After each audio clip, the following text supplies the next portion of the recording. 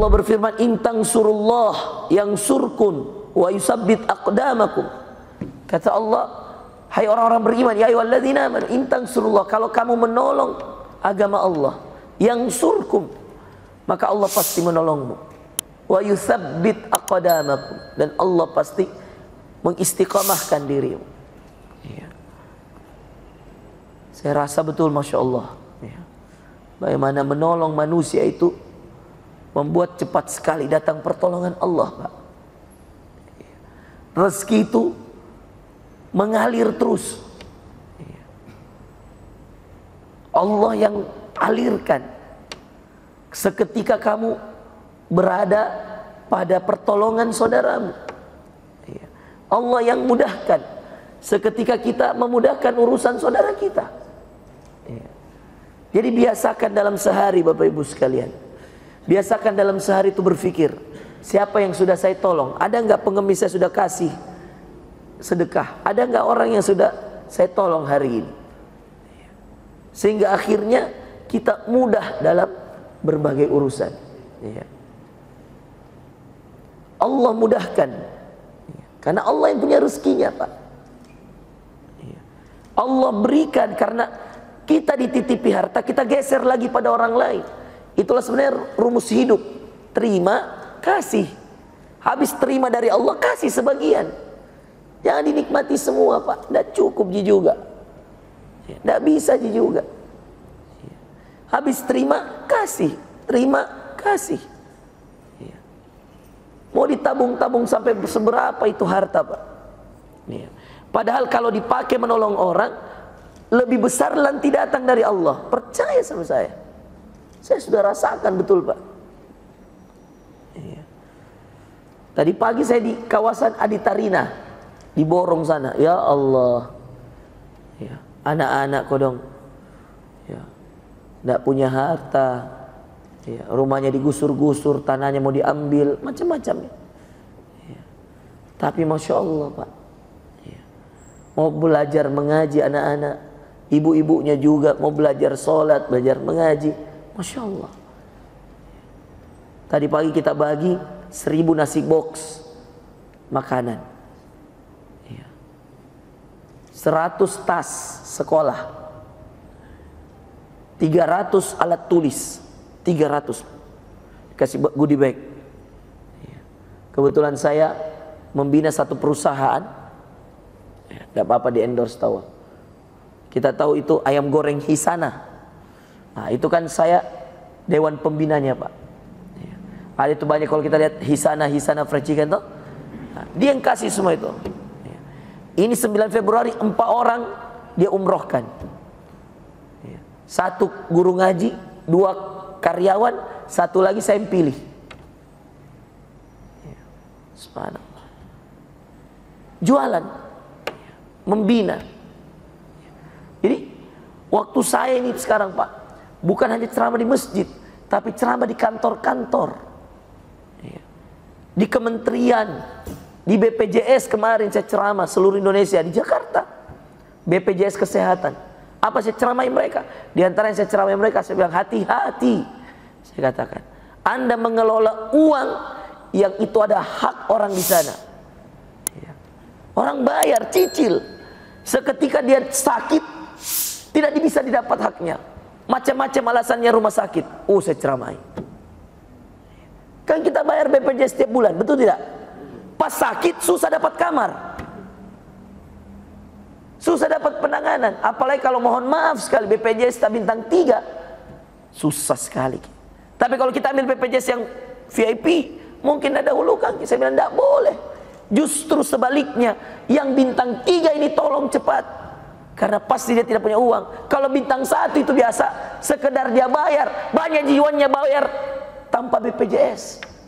Tapi kalau bintang 3, kelas 3 kasihan. Sudahlah dia bayarnya ala kadarnya, tidak tahu dapat rumah sakit, tidak tahu diperhatikan. Saya bilang, zolim.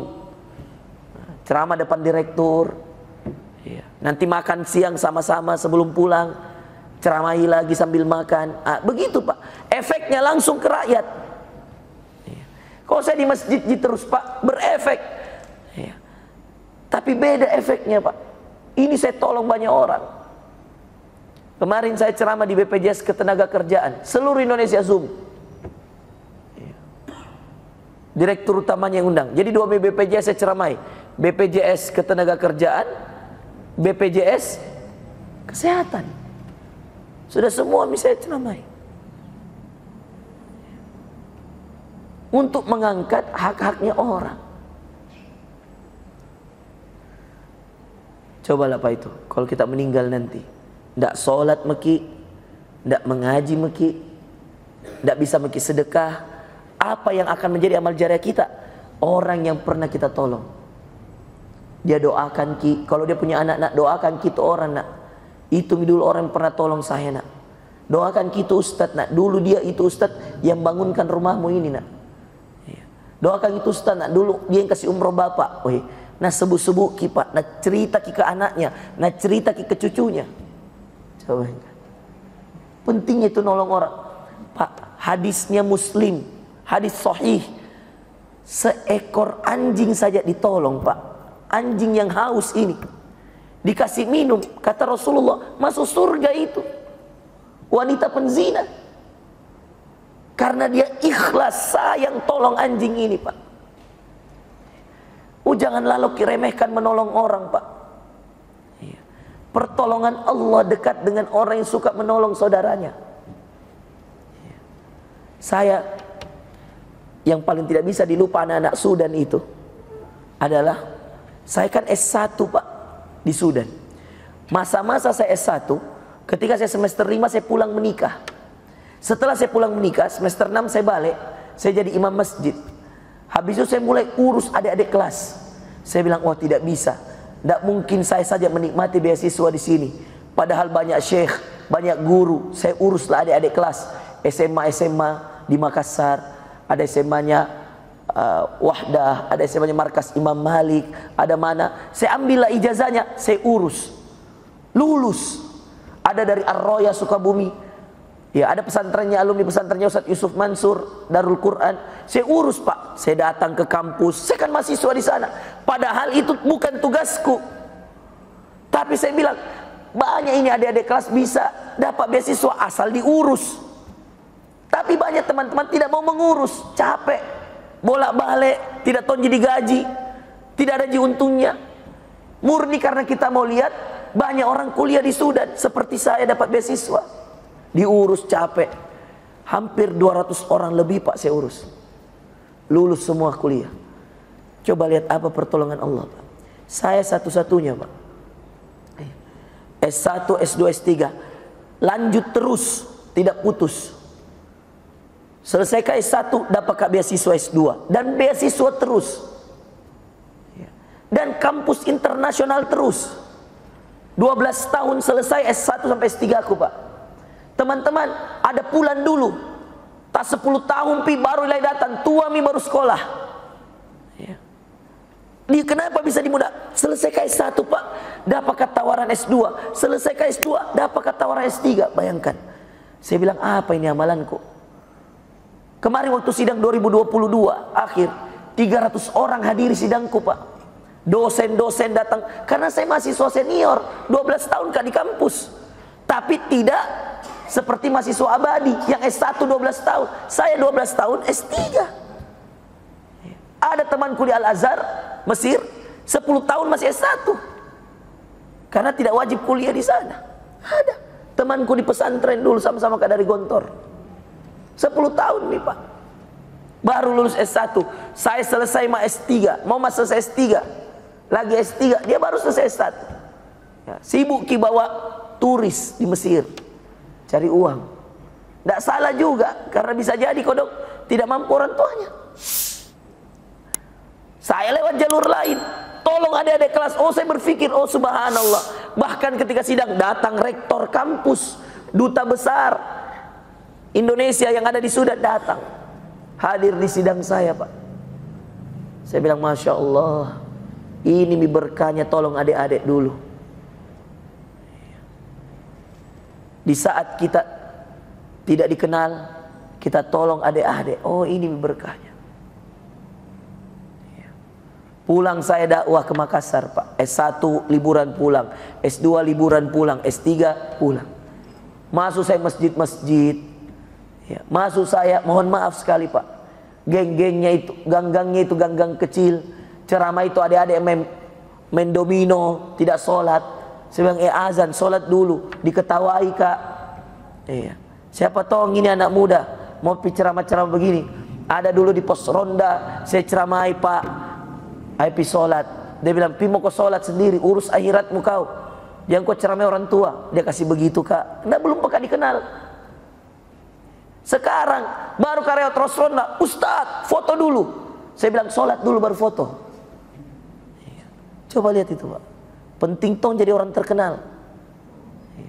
Saya kalau ke mall, Pak, hampir setiap baru 5 langkah foto, 5 langkah foto. Ini saja pasti banyak mau foto sama saya sekarang. Serius, subhanallah. Kemarin viral ki video foto ST. Kita tahu Ji. Kita lihat jika. Ada itu Gus Miftah tau? Ada penjual ST. Ku kasih umroh tanggal 3 Maret nanti berangkat. Viral, 30 juta orang nonton. Padahal kita niatnya mau dikasih umroh dia karena sakit hati saya dia dikatai kodong goblok. Di kajian. Kita kasih. Saya lagi pakai kain ihram, Pak. Saya langsung bikin video. Saya tidak tahu nomornya. Saya coba bilang, siapa yang tahu nomornya? Banyak DM masuk. Saya langsung kontak video call. Dia di Magelang.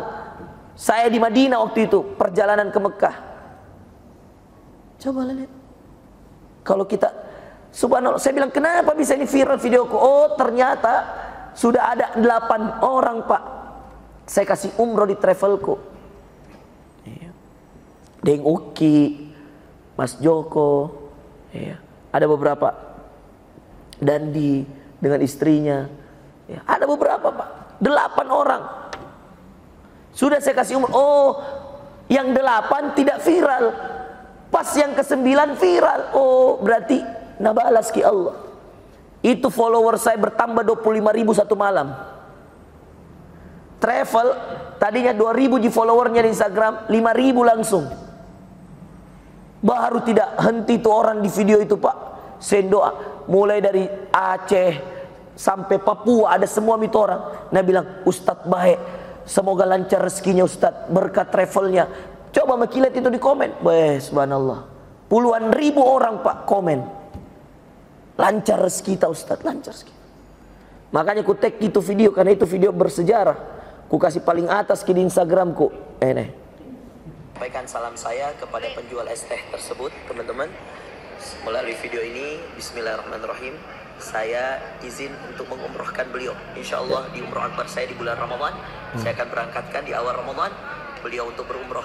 Tolong yang mendengar, melihat video ini untuk segera nge-share atau memeriksa tahu info saya. Tolong hubungi nomor admin saya yang ada di bawah ini untuk kemudian konfirmasi di mana orang doanya tinggal, insya Allah kami untuk umroh. Saya doa baik, berkah lancar rezekinya Ustadz. Banyak orang doakan kita, Pak. Padahal tidak dikenal semua ini orang. Menolong, berbuat baik.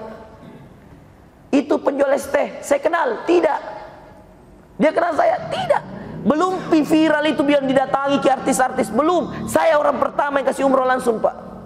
Makanya saya viral. Karena saya paling pertama. Baru nanti ada orang bilang, saya juga kasih umroh, saya juga kasih begini. Tapi apa poin? Saya yang viral. Banyak yang datang. Bahkan ada Kristen, Willy Salim, kita tahu Willy Salim, bawa 100 juta. Instagram itu, influencer. Ada Dr. Richard bawa berapa, padahal dia Kristen. Tidak apa-apa. Saya coba lihat, saya pikir-pikir, banyaknya orang tolong, nah saya yang viral.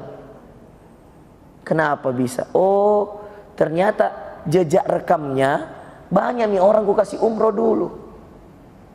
Jadikan dulu kebiasaan itu menolong orang, Pak. Oh, kenapa saya dapat beasiswa sampai S3? Oh, banyak adik-adik kelas saya tolong. Ini adik-adik kelas yang saya tolong dan bisa kuliah. Ada yang sudah S2, ada yang sudah S3, ada yang S1 lulus.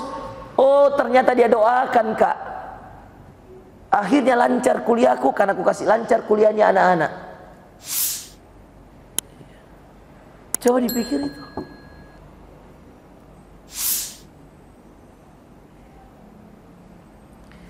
Nah, itulah kenapa Bapak Ibu sekalian, ya, ketika seseorang berusaha, berikhtiar untuk sebuah kebaikan, maka saya yakin kalau itu ada hak orang lain, kalau itu bukan hanya untuk dirinya, percaya Pak, cepat sekali kita balas Allah.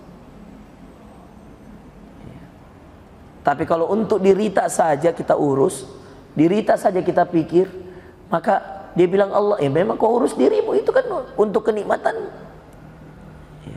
Tapi kalau kita urus orang lain, Allah akan berbahagia. Bahkan hadis Nabi SAW mengatakan, idkhalus surur fi qalbil mu'mini sadaqah. Kata Nabi SAW, memasukkan kebahagiaan di dalam hatinya seorang beriman itu sedekah. Bahkan ada sebuah hadis, siapa yang menyelesaikan hajat saudaranya, kata Nabi SAW, lebih baik daripada iktikaf 1000 bulan di masjidku ini. 83 tahun itu 1000 bulan Pak.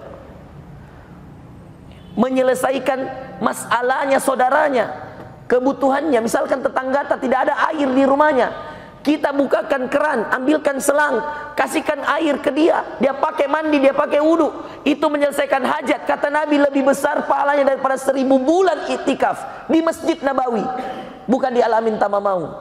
Masjid Nabawi yang 1000 pahalanya satu kali sholat. Bayangkan kalau orang iktikaf sehari semalam, berapa kali sholat? Masih lebih besar pahalanya menolong tetangga, menolong orang lain. Bayangkan kita.